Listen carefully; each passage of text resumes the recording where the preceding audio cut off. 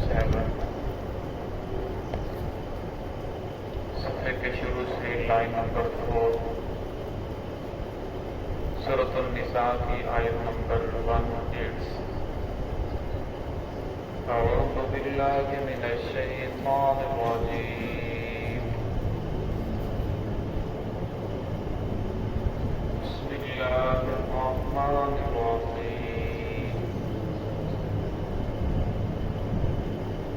یا ایھا الذین آمنوا لا يحل لكم أن ترثوا النساء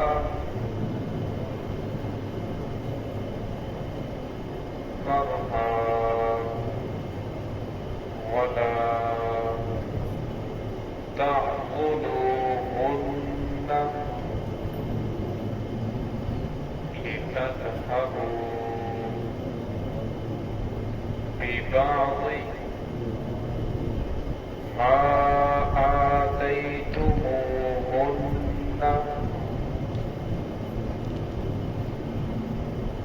إلا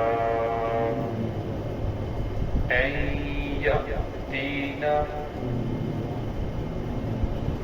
بفاحشة مبينة وعاشروهن بالمعروف فإن كرهتموهن فعسى أن تكرهوا شيئا ويجعل الله فيه خيرا كثيرا.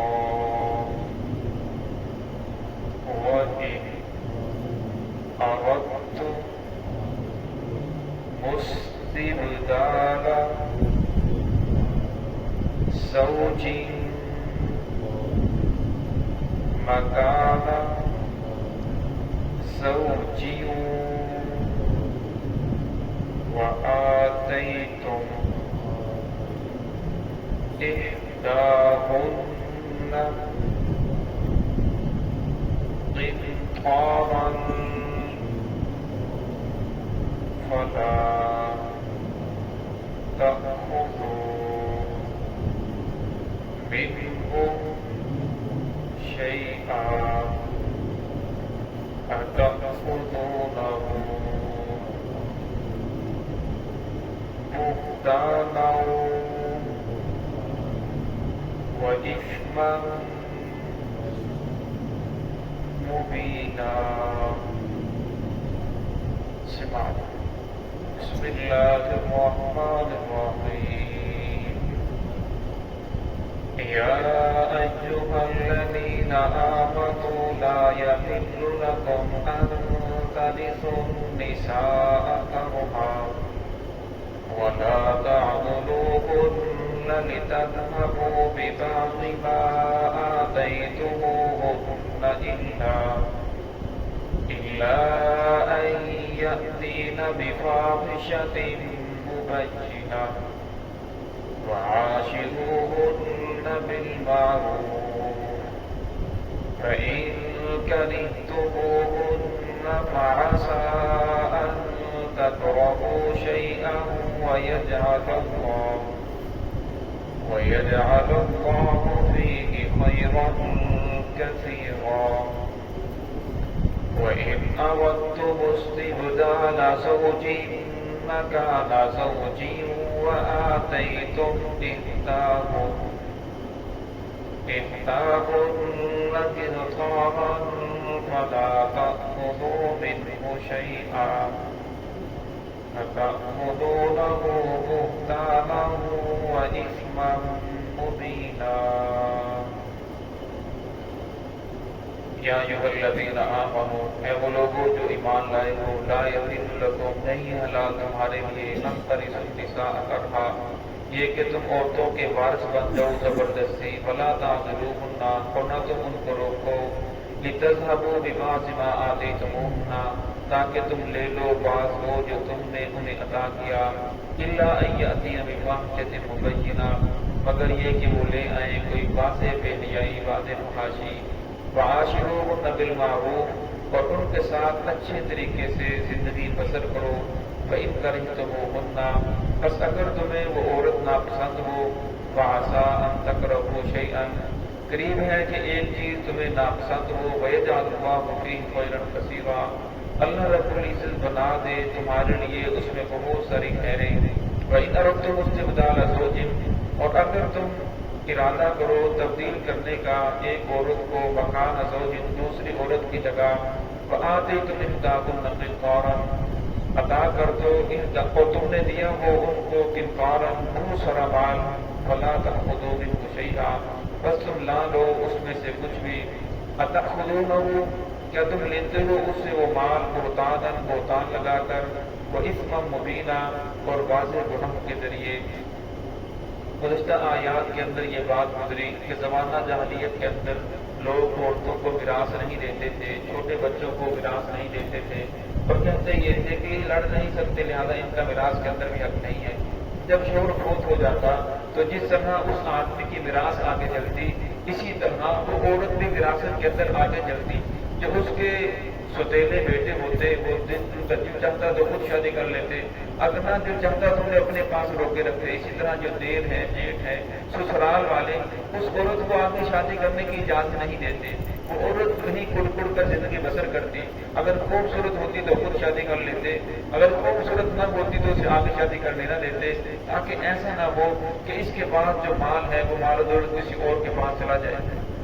تو اس طرح ان لوگوں نے عورتوں کے اوپر بہت زیادہ ظلم کیا، تو اللہ رب العزت نے قرآن پاک کے اندر ان عورتوں کے حقوق بیان فرمائے۔ شروع کے اندر جب مسلمان اسلام لے کر آئے تھے، اب انہوں نے کلمہ تو پڑھ لیا تھا لیکن وہ پرانے رسم و رواج ان باتوں کے اوپر چل رہے تھے، تو اسلام نے ان لوگوں کو منع فرمایا کہ اب تم نے اسلام قبول کر لیا ہے، اب پرانے رسم و رواج، پرانے طریقے ان کو چھوڑنا ہوگا، وہ تو ظلم ہے، وہ تو زیادتی ہے۔ تو یہاں اسی کا تذکرہ ہے، یا ایھا الذین آمنوا لا یحل لکم ان ترثوا النساء کرہا،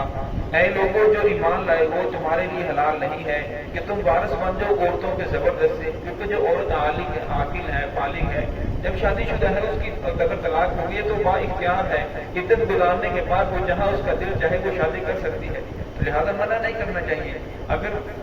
انسان کو خود ایسے اسباب پیدا کرنے چاہیے جس کے ذریعے اس کی دوسری جگہ شادی ہو جائے۔ اگر انسان اسے شادی سے روکے گا پھر یہیں سے بگاڑ پیدا ہوتا ہے، یہیں سے انسان وہ نفرتیں پیدا ہوتی ہیں، پھر یہیں سے بدکاریاں شروع ہوتی ہیں۔ تو فرمایا اگر عورت بیوہ ہو جائے تو جلدی کرنی چاہیے کہ جتنا جلدی ہو سکے اس کی شادی کی جائے۔ ہاں بعض وقت میں ایسا ہوتا ہے کہ وہ عورت بھی شادی کرنا چاہتی ہے، گھر والے بھی شادی کرنا چاہتے ہیں، لیکن جو آگے والا شوہر ہے وہ بچوں کو برداشت کرنے کے لیے تیار نہیں ہوتا۔ فرمایا اگر ایسا ہو تو گزشتہ اس کے ورثاء ہیں ان کے ذمہ ضروری ہے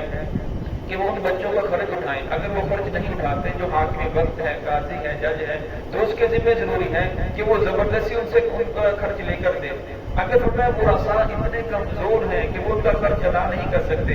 پھر حاکم وقت جو جج ہے اس کے ذمہ ضروری ہے کہ بیت المال سے، حکومتی خزانے سے ان بچوں کے کھانے پینے کا، رہائش کا، خوراک کا، پڑھائی کا سارا انتظام کرے۔ اگر فرمایا کہ وہ اس کے بعد اس عورت کی آگے شادی کر دی جائے، جب تک وہ بچی بالغ نہیں ہو جاتی وہ بچی ماں کی پاس ہی رہے گی، اسی طرح جب تک کہ بچہ 7 سال کی عمر کو پہنچ نہ جائے تو ماں کی تربیت کے اندر ہی رہے گا۔ ورثہ ہے وہ خرچہ دے یا بیت المال والے حکومت خرچہ دے۔ اسلامی قانون کے اندر اور جمہوریت کے اندر فرق یہی ہے، اسلامی قانون کے بہت زیادہ فائدے ہیں۔ اسلامی قانون یہ ہے کہ ہر جمعے کے دن مسجد کے اندر ایک جج ہونا چاہیے جو لوگوں کی خیر خبر معلوم کرے، اس محلے کے اندر، اس ٹاؤن کے اندر کتنی بیوہ عورتیں ہیں ان کو کھانا پہنچائے، کتنے لوگ ایسے ہیں جو اپنا روزگار نہیں چلا سکتے تو اس کے ذمہ ضروری ہے۔ اب جو بے روزگار ہونے کی ذمہ ضروری کہ وہ خود جا کر ہمیں بتائیں، بلکہ وہ جج ہے، قاضی، اس کی ذمہ ضروری ہے کہ گھر گھر جا کر تلاش کرے اس محلے کے اندر کتنے لوگ ایسے ہیں جو اپنا روزگار خود نہیں چلا سکتے، کتنی بیوہ عورتیں ہیں، کتنے یتیم بچے ہیں۔ اسلامی قانون کے اندر جمہوریت کے اندر فرق یہی ہے، اسلامی قانون کے اندر زکوٰۃ ان لوگوں کے اوپر آئے گی جو مالدار ہوں گے، لیکن جمہوریت کے اندر جس آدمی کے پاس کفن کے پیسے بھی نہیں ہے ٹیکس اس کے اوپر بھی آ رہا ہے۔ اور اگر لوگوں کو اسلامی قانون کے فضائل کا پتہ چل جائے کہ اس کے اندر کتنی زیادہ انسان کے لیے آسانیاں ہیں، تو انسان ہر آدمی کے ہاں یہ ہو کہ یہاں اسلامی قانون ہونا چاہیے۔ تو ہمارا اسلامی قانون یہی ہے کہ اس عورت کی آگے شادی کر دی جائے بلکہ ان کو روکا نہ جائے، وَلَا تَعْضُلُوهُنَّ، فرمایا تم انہیں روکو نہ، لِتَذْهَبُوا، اس لیے کہ تم لے لو بِبَعْضِ مَا آتَيْتُمُوهُنَّ، بعض وہ مال جو تم نے انہیں عطا کیا۔ وہ زمانہ جاہلیت میں ایسے بھی ہوتا تھا کہ عورت کو اگر طلاق دینی ہوتی تو اسے اتنا زیادہ تنگ کر دیتے، اتنا زیادہ مجبور کر دیتے کہ وہ خود کہتی کہ مجھے طلاق دو، جو مجھ سے لینا ہے وہ لے لو۔ تو فرمایا ایسا نہ کرو، اگر تم ایسا کرو گے الا ان یاتینا بفاحشۃ مبینہ، فرمایا یہ تو بہت بری بات ہے۔ ہاں اگر وہ عورت کوئی واضح بے حیائی لے آئے، عورت زناکاری کے اندر مبتلا ہو جائے، عورت بدکار ہے، عورت بد زبان ہے، ایسی چیز ہے کہ آپ کا اس کے ساتھ چلنا ناممکن ہے، فرمایا پھر تم اس سے اپنا وہاں وصول کر سکتے ہو، ورنہ زبردستی اس کو تنگ کرنے کے لیے ایسا کرنا جائز نہیں ہے۔ وَعَاشِرُوهُنَّ بِالْمَعْرُوفِ، فرمایا عورتوں کے ساتھ اچھے طریقے سے، اچھے سلوک کے ساتھ زندگی بسر کرو۔ آپ صلی اللہ علیہ وسلم کی حدیث ہے، اور اللہ رب العزت نے حوا علیہ السلام کو آدم علیہ السلام کی ٹیڑھی پسلی سے پیدا فرمایا۔ اب فرمایا جو پسلی ہوتی ہے وہ ٹیڑھی ہوتی ہے، تو اس کا مطلب یہ ہے عورت کے اندر بھی ٹیڑھا پن ہے، عورت ٹیڑھی ہے۔ اگر آپ اسے سیدھا کرنے کی کوشش کرو گے تو فرمایا بعض مرد انسان کہتے ہیں میں تو تکلے کی طرح سیدھا کر دوں گا، فرمایا جب تکلے کی طرح سیدھا کرنا چاہتا ہے فرمایا وہ ٹوٹ تو جاتی ہے لیکن وہ سیدھا نہیں ہو سکتی، کیونکہ اللہ رب العزت نے اس کے مزاج کے اندر ہی ٹیڑھا پن رکھا ہے۔ فرمایا تمہیں ان کے ساتھ گزارا کرنا ہے تو ان کے ٹیڑھے پن کے ہوتے ہوئے ان کے ساتھ گزارا کرنا ہے۔ ہاں اگر سیدھا کرنے کی کوشش کرو گے فرمایا مسئلہ اور زیادہ تو بگڑ سکتا ہے لیکن یہ سیدھی نہیں ہو سکتی۔ ہاں بعض عورتیں نرم مزاج کی ہوتی ہیں تو انسان اگر کرتا ہے تو ان کا دل نرم ہو جاتا ہے، لیکن فرمایا اکثریت ایسا ہوتا ہے عورت کے مزاج کے اندر کچھ سختی ہوتی ہے، ضدی پن ہوتا ہے، فرمایا جس کی وجہ سے یہ برداشت کرنا مرد کا کام ہے کہ وہ اپنی مردانگی کی علامت یہ ہے کہ اس کو برداشت کرے، اس کو ساتھ لے کر چلے، ایسا نہ ہو کہ وہ مردانگی کے اندر آ کر کہ میں تو مرد ہوں میری بات تو نہیں مانی، فرمایا وہ تو کمزور ہے، اس کی طبیعت کے اندر ہی ایسا ہے۔ اب قرآن پاک نے اس کے حقوق بیان کیے تو صحابہ قرآن محمد رسول اللہ صلی اللہ علیہ وسلم نے اس کے اوپر عمل کر کے دکھایا۔ آپ صلی اللہ علیہ وسلم کی بیک وقت 9 بیویاں اور 2 بانیاں تھیں، لیکن آپ صلی اللہ علیہ وسلم نے سب کے ساتھ برابری کا سلوک کیا اور پھر فرمایا اے اللہ جو میرے اختیار کے اندر تھا وہ میں نے کیا، لیکن جو تیرے اختیار کے اندر ہے میرے اختیار کے اندر نہیں ہے اس کے بارے میں مجھ سے مواخذہ نہ کرنا۔ اب فرمایا حضرت عائشہ صدیقہ رضی اللہ تعالیٰ عنہا سے رسول اللہ صلی اللہ علیہ وسلم کو محبت زیادہ تھی، اب یہ کل بھی محبت تھی۔ اسلام نے جس چیز کو حکم دیا ہے کہ ان کے ساتھ برابری کرنا ہے، یعنی کہ ان کا مکان ہے، رہائش ہے، خوراک ہے، پہننے کی چیزیں ہیں، کھانے پینے کی چیزیں ہیں، اس کے اندر برابری کرنا ضروری ہے۔ ہاں کل بھی محبت اگر کسی کے ساتھ انسان کو زیادہ ہے تو یہ انسان کے اختیار کے اندر نہیں ہے۔ فَإِن كَرِهْتُمُوهُنَّ فَعَسَىٰ أَن تَكْرَهُوا شَيْئًا، اور فرمایا اگر تم ان عورتوں کو مجبور، اگر تم میں سے کوئی عورت تمہیں ناپسند ہو، انسان شادی کرتا ہے مزاج نہیں ملتا، عورت بد اخلاق ہوتی ہے یا ان دونوں میاں بیوی کا آپس کے اندر مزاج نہیں ملتا، تو فرمایا طلاق دینے کے اندر جلدی نہ کرو، ہاتھ اٹھانے کے اوپر اس کو مارنے کے لیے جلدی سے تیار نہ ہو جاؤ۔ فَعَسَىٰ أَن تَكْرَهُوا شَيْئًا، فرمایا قریب ہے کہ ایک چیز جو آپ کو ناپسند ہو وَيَجْعَلَ اللَّهُ فِيهِ خَيْرًا كَثِيرًا، اللہ رب العزت تمہارے لیے اس کے اندر بہت ساری بہتریاں پیدا فرما دے۔ اب تمہارے اس کا مزاج تو اچھا نہیں لگتا لیکن فرمایا اللہ رب العزت اس عورت سے تمہیں ایسی اولاد دے دے جو ملک و ملت کے لیے، اسلام کے لیے، تمہاری آنے والی زندگی کے لیے وہ بہت زیادہ فائدہ مند ثابت ہو۔ اللہ رب العزت اس عورت کی بد اخلاقی کو برداشت کرنے کی وجہ سے تمہیں اتنے زیادہ مال و دولت دے دے تمہاری پریشانیاں ختم ہو جائیں، تمہیں اللہ رب العزت معاشرے کے اندر ایک مقام، ایک درجہ عطا فرما دیں۔ فرمایا اس لیے جو بھی مسائل پیش آئیں تو انسان کو جلدی نہیں کرنی چاہیے کہ فوراً، ہمارے تو ایسا ہوتا ہے جو انسان بولنا شروع کرتا ہے وہ 3 سے کم تو اس کی بریک نہیں لگتی، طلاق طلاق طلاق، حالانکہ ایسا نہیں۔ اگر انسان کو سامنے مجبوری طلاق دینے کی ضرورت بھی پڑ جائے تو انسان ایک طلاق دے، ایک طلاق دینے کے بعد خود بخود 3 مہینے گزرنے کے بعد باقی طلاقیں بھی ہو جائیں گی، لیکن اس کے بعد یہ آپشن ہوگا کہ اگر وہ دوبارہ اس سے شادی کرنا چاہتا ہے تو اس کو یہ حلالے ولالے کے چکر کے اندر نہیں پڑنا پڑے گا بلکہ دوبارہ بھی اس سے نکاح کر سکتا ہے۔ تو اس لیے فرمایا کہ آپ کو ایک چیز ناپسند فساد نہیں ہے، لیکن تم تو نہیں جانتے اللہ رب العزت تمہارے لیے اور بہت ساری خیال پیدا فرما دیں۔ وہی ارد استبدال ازواج، آگے والی آیت کے اندر فرمایا اللہ رب العزت نے اگر تم ارادہ کرتے ہو ایک عورت کی جگہ دوسری عورت کو تبدیل کرنے کا، یعنی مزاج نہیں مل رہا، یہ عورت بدکار ہے، یا کسی وجہ سے آخر بات یہاں تک پہنچ چکی ہے کہ تم اور شادی کرنا چاہتے ہو، دو عورتوں کو رکھنا چاہتے ہو، یا ایک کو طلاق دے کر اس کی جگہ دوسری عورت کو لانا چاہتے ہو، وآتیتم احداہن قنطارا، فرمایا اور تم نے انہیں مال عطا کیا ہے قنطار، یعنی بہت سارا ڈھیروں مال عطا فرمایا ہے، فلا تأخذوا منه شيئا، فرمایا تم ان سے وہ مال وصول نہ کرو، ان سے وہ مال نہ لو نہ، اتأخذونه بہتانا، فرمایا کہ تم ان سے مال لیتے ہو ان کے اوپر بہتان لگا کر، طرح طرح کی تکلیفیں پہنچا کر، وإثما مبینا، فرمایا یہ تو واضح گناہ ہے۔ زمانہ جاہلیت کے اندر ایسا ہوتا تھا کہ اگر انسان کو ایک عورت پسند نہیں ہے تو دوسری عورت پسند آ گئی، اب پہلی کو اتنا زیادہ تنگ کرتا، اس کے اوپر ایسی بہتان بازیاں کرتا کہ وہ عورت خود ہی مجبور ہو کر کہتی کہ جو مجھ سے لینا ہے مجھ سے لے لو، لیکن مجھے طلاق دے دو۔ وہ پھر اسے طلاق دیتا، سارا مال اسے وصولتا، وہ دوسری عورت کو دیتا، اس کے ساتھ شادی کر لیتا۔ تو اسلام نے اس سے منع فرمایا، فرمایا اگر آپ دوسری شادی کرنا بھی چاہتے ہو، انکار کا لفظ ذکر فرمایا، اگر آپ نے ڈھیروں مال کے ادا کیا ہے فرمایا اس سے واپس نہ لو۔ حضرت عمر رضی اللہ تعالیٰ عنہ تقریر فرما رہے تھے تو تقریر کے اندر کہا کہ جو مہر زیادہ مقرر کیا جاتا ہے یہ کوئی اچھی بات نہیں ہے، اگر مہر زیادہ مقرر کرنا اچھی بات ہوتی تو رسول اللہ صلی اللہ علیہ وسلم اپنی بیویوں کا مہر زیادہ مقرر کرتے۔ تو جب آپ نے یہ بات ارشاد فرمائی تو ایک بوڑھی عورت جس نے اپنے دوپٹے کے اوپر چہرے کے اوپر کالا دوپٹہ پہنا ہوا تھا کھڑی ہوئی، کہ لگی محلت ہے عمر ٹھہر جا، تو کیسی باتیں کر رہا ہے، تیری بات مانی یا قرآن کی بات مانی؟ عمر رضی اللہ عنہ نے فرمایا کہ اماں جان قرآن کی بات ماننی چاہیے، میری بات کیسے ماننی چاہیے؟ تو کہنے لگی قرآن تو کہتا ہے کہ ڈھیروں مال بھی عطا کیا ہو تب بھی واپس نہ لو، ڈھیروں مال عطا کرو، اور تو کہتے ہیں کہ بالکل نہیں دینا چاہیے۔ پھر اس کے بعد عمر رضی اللہ عنہ نے جب حضرت علی رضی اللہ عنہ کی بیٹی حضرت کلثوم رضی اللہ تعالیٰ عنہ سے شادی کی تو آپ نے اس کا جو مہر تھا 40,000 درہم مقرر فرمایا،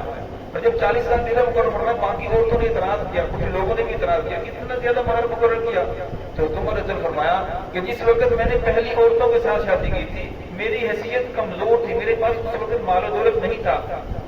اب میرے پاس مال و دولت وافر موجود ہے تو اس کی میں نے زیادہ مہر مقرر کیا ہے۔ تو اس لیے انسان کو کوشش کرنی چاہیے اگر اللہ رب العزت سے مال و دولت عطا فرمایا ہے تو اپنی حیثیت کے مطابق مہر مقرر کرے۔ ہم شادی کے اوپر ایسا ہوتا ہے کہ ساری جو رسومات ہوتی ہیں وہ شریعت کے خلاف ہوتی ہیں، لیکن جب مہر مقرر کرنے کی باری آتی ہے تو کہتے ہیں جی شرعی مہر ہے وہ مقرر کیا جائے، یہ تو شرعی تو کم سے کم ہے، اب جتنا زیادہ ہو سکے اتنا وہ آپ عورت کو فائدہ پہنچا سکتے ہیں۔ اپنی حیثیت کے مطابق انسان کو مہر مقرر کرنا چاہیے۔ دعا ہے کہ اللہ رب العزت ہم سب کو صراط مستقیم